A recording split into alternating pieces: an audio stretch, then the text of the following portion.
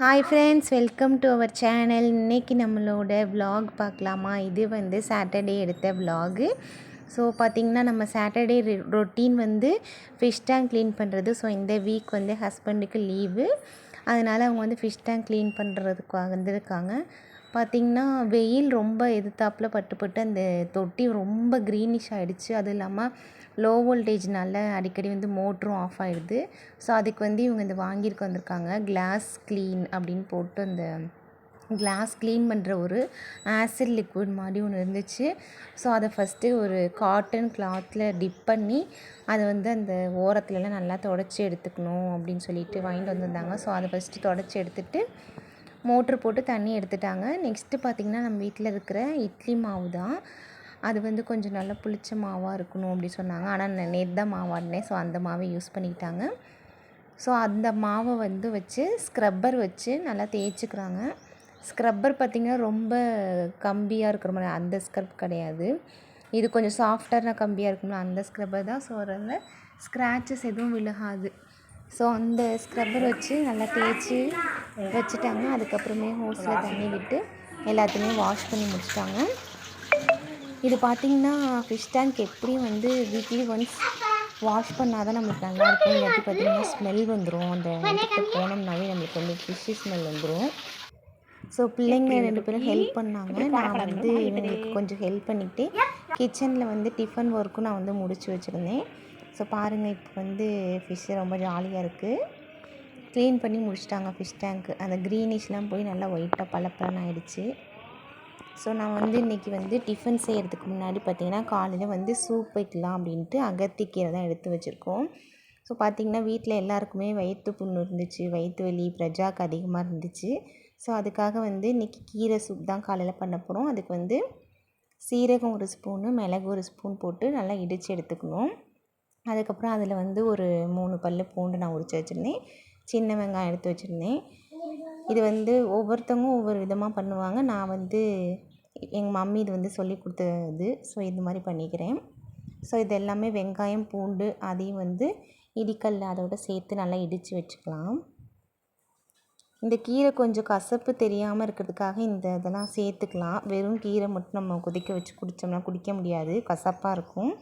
அதனால் வேண்டி நான் வந்து வெங்காயம், தக்காளி எல்லாத்தையுமே கொஞ்சம் சேர்த்து வந்து செஞ்சுக்க போகிறேன். ஒரே ஒரு தக்காளி மட்டும் போட்டு அதையும் நல்லா இடித்து அந்த மிக்ஸ் பண்ணி இருக்கிறதோட சேர்த்து வச்சுக்கலாம். நெக்ஸ்ட்டு பார்த்திங்கன்னா பேன் வச்சு அதில் வந்து 4 கப் கிட்ட நான் வந்து தண்ணி ஊற்றிக்கிறேன். 2 கைப்பிடி கீரை போட்டிருக்கேன் நான் இன்றைக்கி. 4 பேர் நாங்கள் குடிக்கிற மாதிரி. ஸோ பார்த்திங்கன்னா 4 கப் தண்ணி ஊற்றிக்கிட்டு நம்ம வந்து கீரை நல்லா அலசி மேலாப்பில் வடிகட்டி எடுத்து வச்சுக்கணும். மண் எது இருந்துச்சுன்னா அடியில் தங்கிடும். கீரை வந்து வாஷ் பண்ணி எடுத்து வச்சுக்கிட்டேன். அதை வந்து அந்த தண்ணியில் போட்டுக்கலாம். அதுக்கப்புறம் நம்ம இடித்து ரெடி பண்ணி வச்சுருக்க வெங்காயம், தக்காளி, பூண்டு, அப்புறம் அந்த சீரகம், மிளகு அந்த இதெல்லாம் அடித்து வச்சுருக்கோம் இல்லையா, அது எல்லாத்தையுமே அதில் போட்டுட்டு எல்லாத்தையும் போட்டுக்கலாம். அதுக்கப்புறம் ஒரு லைட்டாக மஞ்சள் பொடியும் கல்லுப்பு கொஞ்சமாக போட்டு இது வந்து நல்லா கொதிக்க விடணும். இந்த கீரை வந்து நல்லாவே பாயில் ஆகிட்டு வந்துடணும். அப்போ தான் சூப் வந்து டேஸ்டியாக இருக்கும். ஸோ இதை வந்து கொதிக்க வச்சுக்கலாம். ஒரு 20 மினிட்ஸ் கிட்ட நல்லா கொதிச்சிருச்சு. ஸோ தக்ஸி என்ன கேட்குதுன்னா, நல்ல ஒரு சூப் வாசம் வருது, மட்டனா அப்படின்னு கேட்டால், இல்லைடி இது வந்து கீரை சூப் தான் பார்த்திங்கன்னா அப்படின்னு சொன்னேன். பார்த்திங்கன்னா உங்களுக்கே தெரியும், இந்த கீரை சூப் வந்து நம்மளை அப்படியே எலும்பு சூப்பு, மட்டன் சூப் குடிப்போம் பார்த்திங்களா, ஆட்டுக்கால் சூப்பு, அதே மாதிரி தான் ஸ்மெல்லு வரும். டேஸ்ட்டும் பார்த்திங்கன்னா அந்த மாதிரி தான் இருக்கும். ரொம்ப வந்து ஹெல்த்தியான ஒரு சூப்பு. ஸோ மட்டன் சூப் தான் குடிக்கணும்னு இல்லை, இந்த மாதிரி கீரை சூப்பு நம்ம வந்து வீக்லி ஒன்ஸ் வந்து எடுத்துக்கலாம். இதை வந்து நல்லா ஸ்ட்ரெயின் பண்ணிக்கலாம். பிள்ளைங்க வந்து குடிப்பாங்களா என்னன்னு தெரியாது அப்படின்னு நம்ம சொல்லக்கூடாது, குடிக்க வச்சு தான் ஆகணும். ஸோ வந்து பார்த்திங்கன்னா கரெக்டாக 4 பேருக்கு 4 டம்ளர் இருந்துச்சு. தக்ஷினி வந்து கண்டிப்பாக குடிக்க மாட்டாங்க. ஃபஸ்ட்டு நான் டம்ளர் கொண்டு போய் ஹஸ்பண்டுக்கு கொடுத்துட்டு வந்துடுறேன். தக்ஸ் தான் கொடுக்கணுமா, அதனால் வந்து அவங்களும் பின்னாடி வந்துட்டாங்க.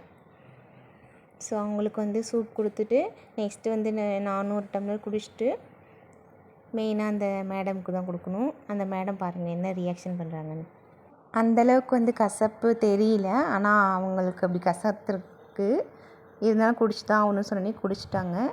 நாங்கள் வந்து சூப் குடிச்சிட்டு கொஞ்சம் நேரம் கழித்து தோசை ஊற்றி மல்லி சட்னி வச்சு சாப்பிட்டு பிரேக்ஃபாஸ்ட் முடிச்சிட்டோம். முடிச்சுட்டு நான் வந்து பாத்திரம்லாம் தேய்ச்சி முடிச்சுட்டு கிச்சனையும் ஃபுல்லாக வந்து க்ளீன் பண்ணி முடித்து எடுத்துக்கிட்டேன்.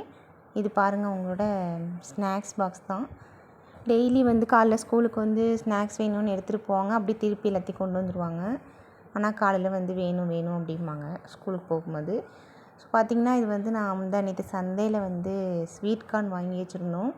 ஸோ அது வந்து பாயில் பண்ண டைமே கிடைக்கல. ஸோ இன்றைக்கி வந்து எல்லாருமே வீட்டில் இருக்காங்க. அதனால் இன்றைக்கி ஈவினிங் வந்து ஸ்நாக்ஸ்க்கு வந்து ஸ்வீட் கார்ன் தான் வந்து பாயில் பண்ணி கொடுக்க போகிறேன். ஸோ கார்ன் எல்லாத்தையுமே நான் ரெடி பண்ணி எடுத்து வச்சுட்டு கிச்சன் எல்லாத்தையுமே கூட்டி பெருக்கிட்டு ஹாலு எல்லாமே வீடு ஃபுல்லாக எனக்கு வந்து பெருக்கி எடுத்துகிட்டு பார்த்திங்கன்னா இன்றைக்கி மதியம் லன்ச் ஒர்க் தான் இனிமேல் பண்ணணும். ஸோ கிச்சன் ஃபுல்லாக ஹால் ஃபுல்லாக நீட்டாக முடிச்சாச்சு ஒர்க்கு. பார்த்திங்கன்னா கரெக்டாக நம்ம டைம் 12 ஸோ பார்த்திங்கன்னா தக்ஷினியும் அவங்க அப்பா எல்லாருமே வந்து தக்ஷினிக்கு ஹேர் கட் பண்ணிட்டு போயிட்டு வந்துட்டு இருந்தாங்க. போயிட்டு வந்துட்டு வரும்போது வந்து வாட்டர் மெலன் வாங்கிட்டு வந்துருந்தாங்க. ஸோ அதை வந்து கட் பண்ணி வச்சுருக்கோம். எல்லோரும் ஆளுக்கு ஒன்று எடுத்துக்கோங்கன்னு சொல்லிட்டு செம்ம ஸ்வீட்டாக இருந்துச்சு. ஸோ இந்த வெயில் டைமுக்கு சாப்பிடும் போது சூப்பராக இருந்துச்சு. ஸோ இப்போ ஒரு மேடம் வருவாங்க பாருங்கள், அவங்க ஹேர் ஸ்டைலில் பாருங்கள். என்ன பண்ணுறது? குட்டாக்கா அவள் குட்டாக்குங்கிறா. அட்டாக் ஹேர் கட்டை தான் அந்த மேடம் அப்படி சொல்கிறாங்க.